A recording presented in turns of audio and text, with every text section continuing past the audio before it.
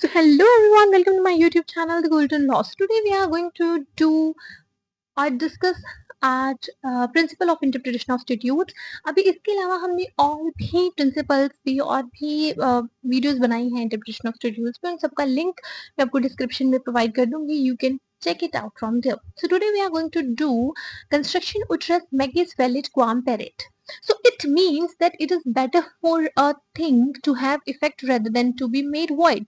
कि किसी चीज को void कर देने से अच्छा है कि उसे कोई इफेक्ट कर दे दिया जाए। मतलब कि मान लो कि अगर कोई इंस्टीट्यूट है, उसमें कोई वर्ड जो है, उसकी जो कंस्ट्रक्शन है, उसकी जो इंटरप्रिटेशन है वो अनक्लियर है और उसकी हम कंस्ट्रक्शन जो है वो दो या दो से ज्यादा कर सकते हैं।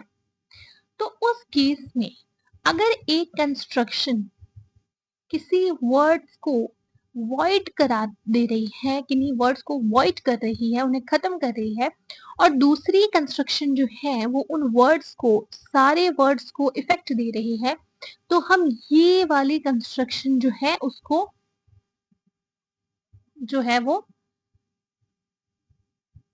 यूज करेंगे। ठीक है, means it is better for a thing to have effect rather than to be made void. ठीक है, कि जब भी इंस्टीट्यूट की जो लैंग्वेज है वो एम्बिग्यूअस है, एक से ज्यादा कंस्ट्रक्शंस जो है वो लीड कर रही है, तो कोर्ट वो वाली कंस्ट्रक्शन को प्रेफर करता है जो मीनिंग देती है एंड इफेक्ट देती है सारे वर्ड्स को इन द इंस्टीट्यूट। ठीक है जी।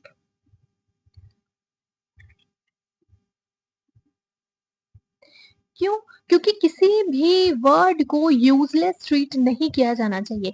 अगर लेजिस्लेचर ने वर्ड्स को यूज किया है तो इट मींस इंटेंशन थी लेजिस्लेचर की उन वर्ड्स को यूज करने की।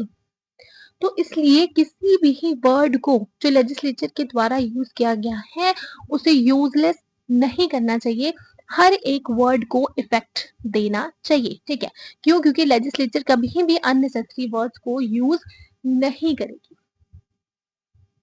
तो ये प्रिंसिपल क्या चीज इंश्योर करता है कि जो लॉ है उसे इंटरप्रेट किया जाए in the way that preserves the intent of the legislature. ठीक है, कभी भी कोई कंस्ट्रक्शन की जाती है, कोई इंटरप्रिटेशन की जाती है, तो सबसे ज्यादा इंपॉर्टेंट जो चीज होती है, जो इंश्योर करनी होती है कि जो इंटेंट है लेजिस्लेचर का वो प्रिजर्व किया जा सके।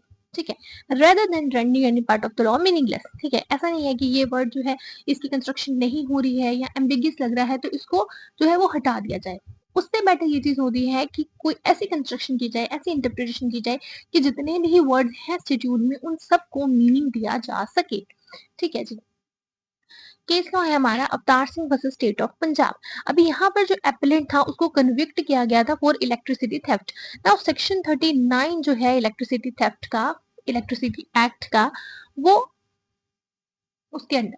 ठीक है, नाउ यहाँ पर जो एपेलेंट था उसने आर्ग्यू किया कि जो सेक्शन 39 है उसके अंदर जो उसकी कन्विक्शन की गई है वो इनवैलिड है। क्यों? क्योंकि सेक्शन 50 ऑफ द एक्ट क्या कहता है, पर्सन बताता है कि जो प्रोसिक्यूशन को इनिशिएट कर सकते हैं उनको स्पेसिफाई करता है।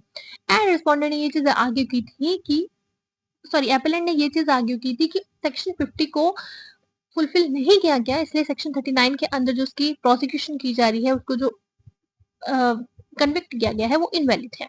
तो यहाँ पर रिस्पोंडेंट ने ये चीज आर्ग्यू की थी कि सेक्शन 39 के अंडर जो इलेक्ट्रिसिटी है उसको इक्विवेलेंट टू थेफ्ट माना गया है अंडर सेक्शन 379 आईपीसी, यानी कि उसको थेफ्ट माना गया है। ठीक है, तो इसलिए आईपीसी का प्रोसीजर जो है वो भी अप्लाई किया जा सकता है। सुप्रीम कोर्ट जो है उन्होंने ये रूल अप्लाई किया था एंड सेक्शन 39 को माना था कि वो इक्विवेलेंट है ऑफ सेक्शन 379, मतलब उसके अंडर हम थेफ्ट मान सकते हैं कि सेक्शन 39 के अंदर जो बिजली चोरी की गई थी वो सेक्शन 379 के अंडर भी थेफ्ट माना जाएगा। तो अगर सेक्शन 50 का प्रोसीजर हमने जो है वो अडेप्ट नहीं किया, सेक्शन 50 के अंदर जो पर्सन को इनिशिएट करनी चाहिए थी प्रोसिक्यूशन, उन्होंने नहीं इनिशिएट की, इवन देन सेक्शन 379 के अंदर वो थेफ्ट मानी जाती है, तो आईपीसी का प्रोसीजर जो है वो भी फॉलो किया जा सकता है। ठीक है, तो यहाँ पर कंस्ट्रक्शन करके इफेक्ट दिया गया था टू एंटायर लॉ, यानी कि सेक्शन 339 को भी और सेक्शन 50 को भी, rather than making any act और any statute, rather than making any section meaningless. ठीक है,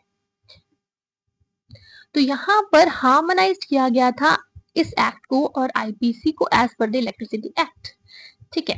देन वी हैव इस केस श्रीनाथ वर्सेस राजेश। इस केस में सुप्रीम कोर्ट ने ये चीज हेल्ड की थी कि जब दो इंटरप्रिटेशन हो रही हो किसी प्रोसीजरल लॉ की, तो जो इंटरप्रिटेशन सिंप्लीफाई करेगी प्रोसीजर को और जस्टिस को भी डिनाई नहीं करती है, उसको प्रेफर किया जाना चाहिए।